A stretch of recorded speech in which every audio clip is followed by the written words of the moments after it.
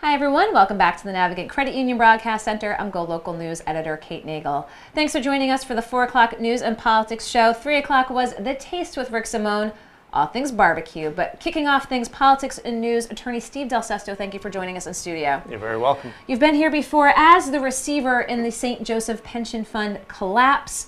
We saw yesterday filings, lawsuits, class action pertaining to the collapse of the pension fund. Now, I know you've mentioned the complaints speak for themselves. We're not going to talk to what's contained therein, but I want to talk with you about the time frame and the process. Here we are, it's June 2018. Folks have been following this since the collapse. Walk folks through what took place leading up till yesterday, and then we'll go look ahead. Okay. Well, as everybody is well aware, this started in August of 2017 when St. Joe's Health Services of Rhode Island petitioned the pension plan into receivership. From that point forward, we have had a number of hearings, and I'll break those out into 2 separate groups. There are those that I needed to present to the court, which I will call general administration, making sure that the court was aware of what was going on, that the investors were aware of it, the pension holders were aware of what's going on, and also addressing issues. As you know, at the time that the petition was filed, St. Joe's had asked for a 40% across-the-board cut. At the time, the initial stages of this, I was not comfortable doing that. I needed to review more. I needed to look at more. So we filed requests for the court to delay that process, to pause applications being filed, which affected ultimately the court turned that switch back on in March, and we have been processing about 143 applications that had been sitting in limbo since September. You say applications for? For benefits. So retirees who either were eligible but had not yet applied, or who just became eligible under the plan's terms. In addition to that administrative work with the court, special counsel Max Wistow, Steve Sheen, and Benjamin Ledsam issued subpoenas right around the end of October, and that began a flurry of hearings in front of the court between November, December, January. We recently had one actually with regard to the Department of Health, where we asked for documents, we asked for them in a certain time frame, and we either didn't get them in the time that we asked, or we didn't get complete sets or anything like that. And so that took a lot of time as well. The result of that not only was to delay the receipt of getting those documents and the review, but it also resulted in special counsel getting, in essence, a huge dump of documents almost within a very short period of time. So all in all, and special counsel could probably speak to the amount specifically, but it's about 900,000 documents that had to be reviewed, that were reviewed, and that led up to what was ultimately filed with the court on late Monday. And I will say this, that for this process, the unique aspect of it is typically when you file a lawsuit, you have some information, you file a lawsuit, you assert claims, allegations. And then you get more information, but you basically have most of the information. We received, like I said, about 900,000 pages, give or take. We've reviewed all of it, and the review of that information, in addition to what we already had, what we already knew, resulted in both the federal and the state complaints that were filed on Monday afternoon. Now, again, you can read more on GoLocal about these complaints. Is there still information that you're seeking? You talk about 900,000 pages of documents that you've gone through. Are there still missing pieces? Is there more information that we want? There is more information that we want. There will be, I'm certain, a discovery phase of this process. There always is. We have done a lot of discovery leading up to this, but the defendants who have been named in those complaints have not yet. So I imagine they will want it. We will want to be doing depositions. And through that process, there may be additional information that we determine might be out there that we want to take a look at. Was there any information that you had sought that you think that perhaps the courts can now compel during this process? Well, at this point, And there have been some resolution to some of these issues. Anybody who we subpoena documents from, most, I believe maybe all, but without committing myself to that, most, asked that certain documents be remained confidential, privileged, protected. So those issues, even though the complaints have been filed, we are still working through those issues with the court, and those will continue to be worked out through this process.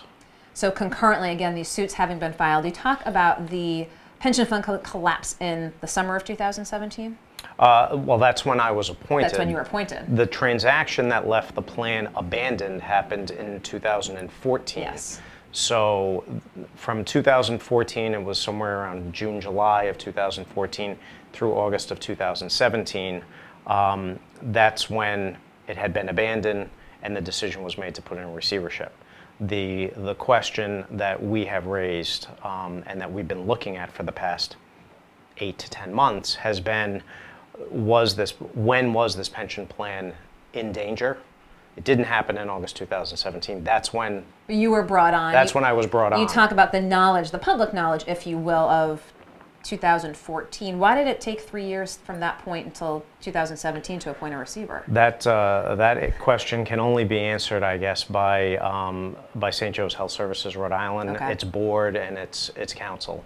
I don't know why it took that long. All I know is that in August of 2017, I got the call from the judge. That's when you came along. So you've been involved in the process now for a year. Again, as we said, you can't speak to the claims and the suits that were filed, but let's talk about moving forward with this year process that has taken place, getting these 900,000 pages of documents. Obviously, a lot rests on the defendants. What do we anticipate now moving forward? Well, I mean, now we're in a court process, so things are a little bit better defined, but at the end of the day, the defendants in this case will really dictate where we go from here. Under the rules, they have a period of time to answer or respond. We don't know what they're going to do. Each one may do something different. But I am imagining that there will be things filed very, very shortly. I'm assuming that there will be just more what I will call, as far as the pension holders would be concerned, mundane issues. Nothing that's really getting to the meat of the lawsuits yet. There will be, as is typical in most litigation, there are procedural challenges, things like that get made, and I don't expect this litigation to be any different than that. And that will go on for a number of months. So I think before anybody starts to get into the meat of the issue, where the pension holders and the public start to see how this case is progressing beyond those procedural issues, we're talking months, I'd say 6, 8, 10 months down the road. To go through the procedural steps before we even get to the responses of the claims made in these suits. To get to that or to have the ability to make arguments regarding those issues in front of the court. Of course, this was a big story on GoLocal. If you haven't had a chance to read, be sure to check it out with, again, these claims in the suits. We're going to continue to follow, but as you said, some of this stuff might just be procedural from a press standpoint, but we're going to continue to bring to you the next steps. Anything else you want to share with viewers while you're in here? No, I'm just, and this may be the wrong word, I'm relieved that we're at this point. I'm not relieved that we have to bring the complaints, but I'm relieved that we are actually at that point. I did meet with a number of pension holders last night. I know they expressed to me that they are relieved that we are at this next step. This is, other than the actual filing of the receivership, this is the biggest thing to happen in this receivership since August 2017, and will likely be front and center, barring anything that needs to get done administratively that may be unanticipated. This is going to be the lead charge, and Max and his team are ready to go. They've spent 8 to 10 months poring over voluminous documents. 100,000 pages. They probably know more about this plan and what has happened with this plan than they ever wanted to know. You know, I hope the whole point of this exercise is to get recovery for this plan for these pension holders. These people worked hard for a number of years. This is their retirement. This is what they relied upon. And everything aside, the goal here is to hold those accountable, but more importantly for these people, that have been affected by this is to get money into this plan so that they can have their retirement in dignity. Well, again, you can read more about it on GoLocal, but wanted to bring Steve, the receiver, in here to studio, which we've had before, and I'm sure we will moving forward. Be happy to do it. Steve Del Sesto, thank you for taking the time to come in. Thank you. Don't go anywhere. I'll be right back here with more news and politics.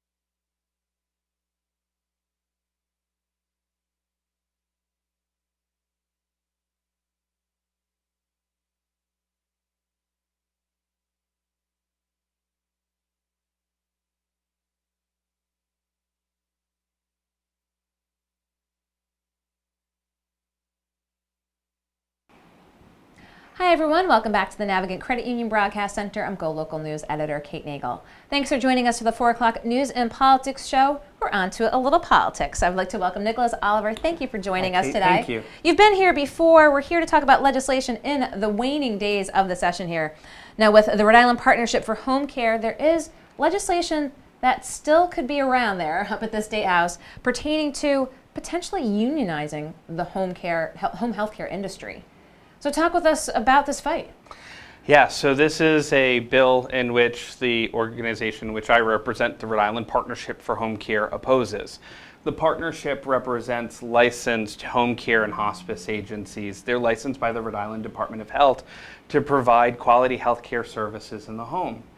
And now there is this bill that is being proposed by a union coalition, SEIU, which represents paraprofessionals that deliver health care in facility-based settings, now want to get into the home care space. But how they're doing it is by putting in a bill that mandates that the state of Rhode Island develops a separate system than currently licensed agencies to go out and have a paraprofessional workforce, or those that aren't trained, those that don't have a college degree, to go out and provide the very same set of services in which my home care agencies use CNAs or certified nurse assistants to go out and provide personal care attendant services and activities of daily living support for homebound patients that really cannot do these services themselves. They cannot feed themselves, bathe themselves, toilet themselves. They need that assistance. So the Department of Health has a program and a specific workforce that they license that go out and provide these services, and that there's oversight from the Department of Health to make sure that your homebound loved one gets the quality care that they need and is not subjected to fraud, waste, abuse, or neglect. This other workforce that's proposed has none of those protections and are using it as a way to be able to create more membership into this union at the taxpayer's expense. And we disagree with it entirely. And so you've got basically a checklist that you have that will provide for you after the fact as well. It's basically what your membership does and comparing it to what this legislation would request and require of, as you said, this sort of parallel membership. You know, when you first started looking through this, what was your reaction when you saw this? It was really shocked. Rhode Island is very different than the handful of other states that have this, what they call independent provider model. They utilize these independent providers when you have family members that want to deliver care to their loved ones and supplement that income loss by not working full-time or walking away from their job to care for their elder mom or dad or whoever. Okay.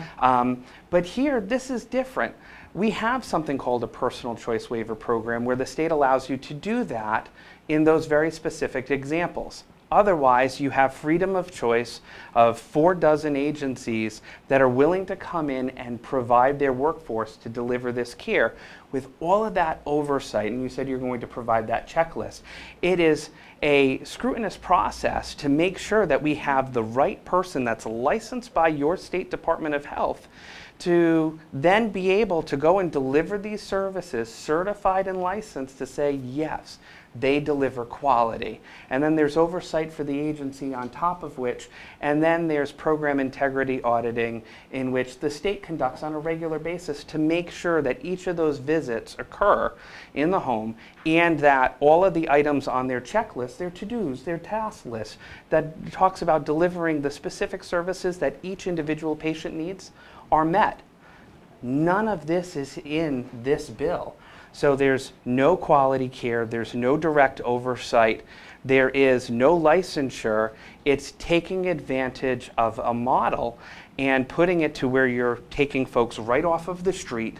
It says 3 hours of training on the bill versus 120 hours plus 12 hours a year in continuing ed to do the exact same services in which there is a professional board of licensure at the health department that oversees CNAs.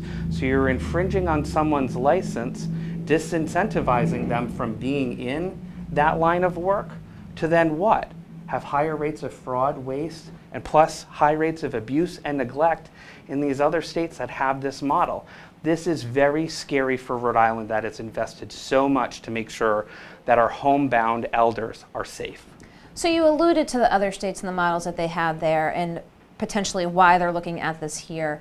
Besides those family individuals, who would care for someone in their own family, which you mentioned there's already existing financial opportunities to assist them in that manner.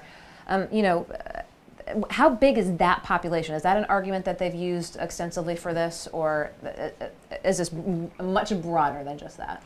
Yeah, there's last numbers that I received from the state are about 500 patients that utilize this personal care choice waiver. Okay. So it's not a big population. There are a little over 3,000 homebound elders, adults with disabilities, and children with exceptional disabilities that utilize home care services through the Medicaid program, either through traditional Medicaid and through neighborhood health plan, which in part of the budget that passed the House, that will soon pass the Senate, eliminates that Medicaid only or neighborhood unity program and moves everything back to the state. Okay.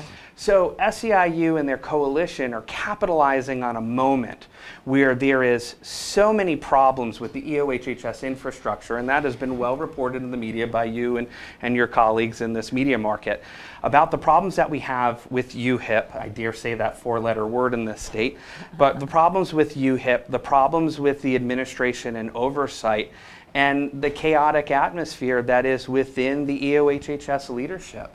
The governor has commented on it, the speaker has commented on it, but instead of saying, hey, let's pause, let's look at our workforce for long-term services and supports, and then figure out if there are problems with quality, if there's a problems with recruitment that's beyond low reimbursement rates, which, by the way, the House in their budget, and again the Senate to soon pass it, are passing significant rate increases because they've recognized that they need to invest in home care.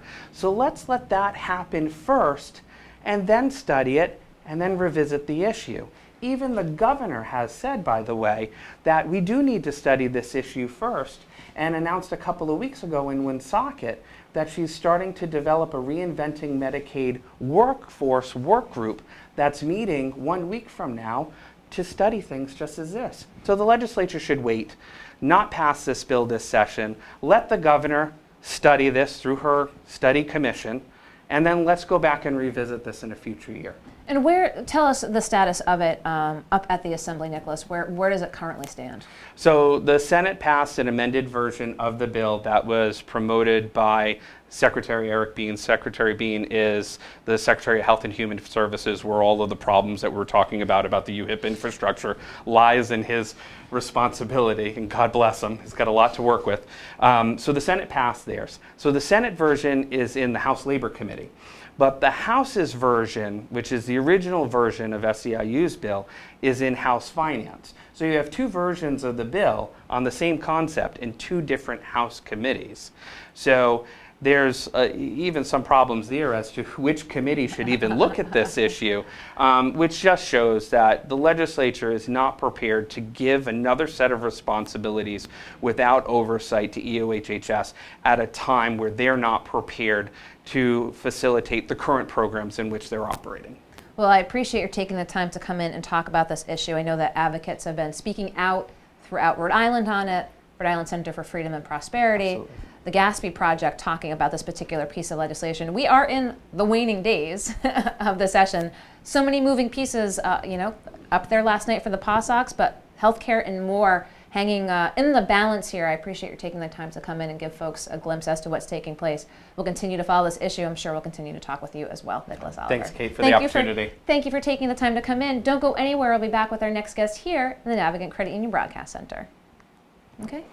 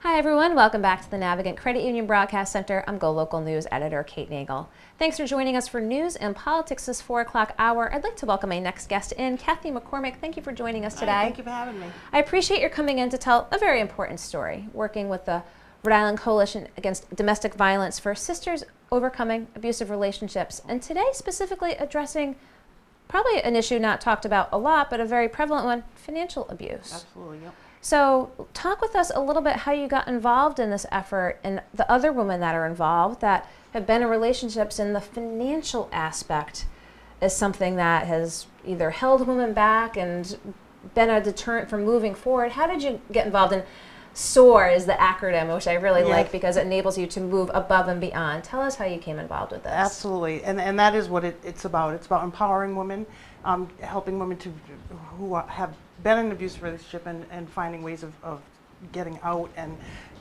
thriving from there. Oftentimes women don't realize that when they're in an abusive relationship that they also are being financially abused. But 98% of women in abusive relationships are financially abused, and the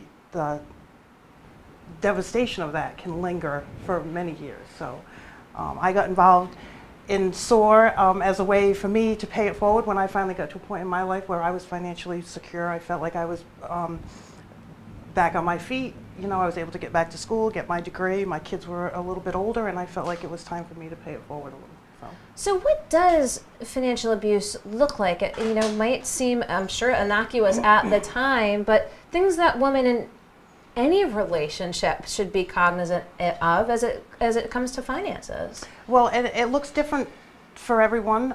It is just about controlling somebody, whether it's not allowing them access to their bank accounts or taking their paycheck or not having your name on a lease. In my situation, it was oftentimes sabotaging my ability to get to work, destroying my car so I couldn't get there, so I lost jobs, which meant I didn't have income, which meant I couldn't pay my bills. And then your credit goes down, and it can spiral. It will, it can have lifetime effects, not being able to finish school or get your degree because they're controlling you or whatever, and so that impacts you financially for the rest of your life. So there's a lot of different aspects to financial abuse. There's a lot. I'm looking through here again about what SOAR does, enabling women to recognize this and move beyond it. What advice would you give to people who've gone through this? Because as you said, it's difficult to say, well, how can I leave financially? Well, and oftentimes, it's a process for sure. If you're in the situation, oftentimes it's difficult to get out because oftentimes your abuser is the person who is paying the bills. If you have children and you have no other way of supporting yourself, then it becomes more difficult.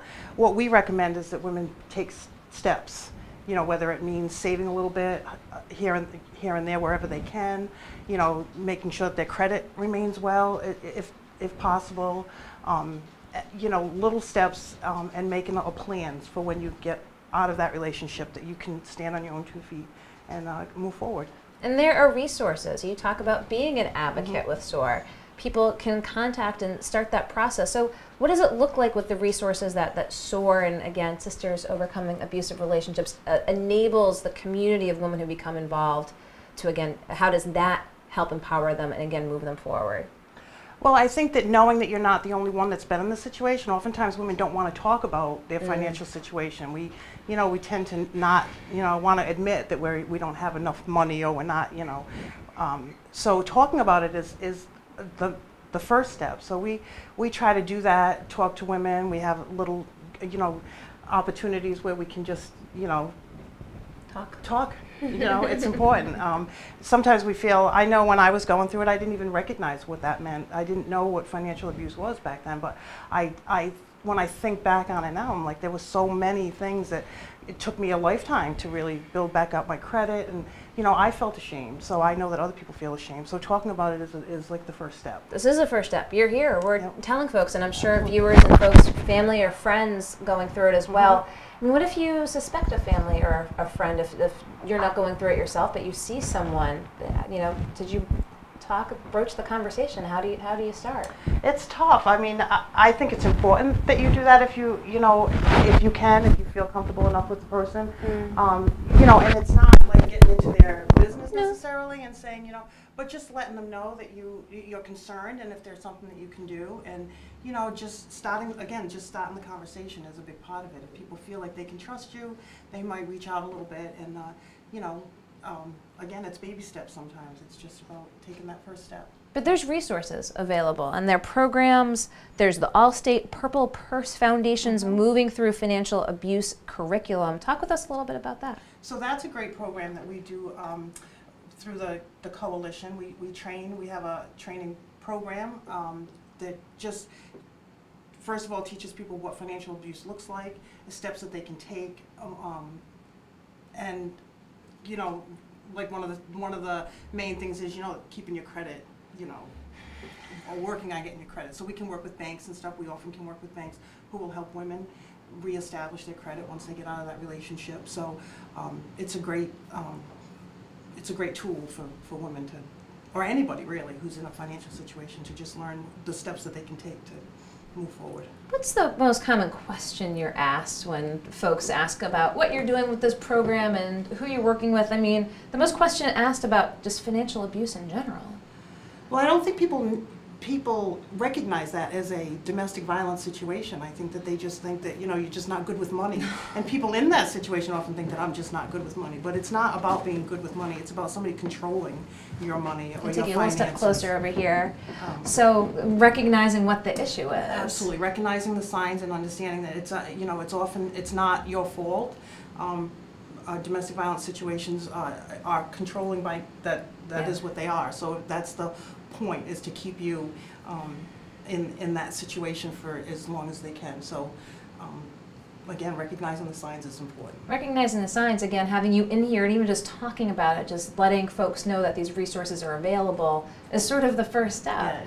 I mean, what else would you like folks to know about SOAR and having gone through what you've been through and what you share with folks about, again, how to empower themselves to move beyond and then take the next steps into the healthier life direction? Well, I think the main thing is, like, I want people to know that there is a light at the end of the tunnel, that you can find life after the situation, and to find somebody that you trust to help you move on. In my situation, I had a very supportive family, but not everybody has that family. So find the person that you trust the most, and reach out, and don't be afraid to ask for help, because it's available. There are resources available. We're going to provide links after the fact here too, to again the financial abuse, overcoming it, empowering women, sisters overcoming abusive relationships. So I appreciate your coming in to tell this very important story. Again, we'll have those links, we'll have those resources. If you have questions, contact them and move forward. So I appreciate your coming on, Kathy. Thank you so much. I'll let you go around the corner here. Okay, great. Thank you.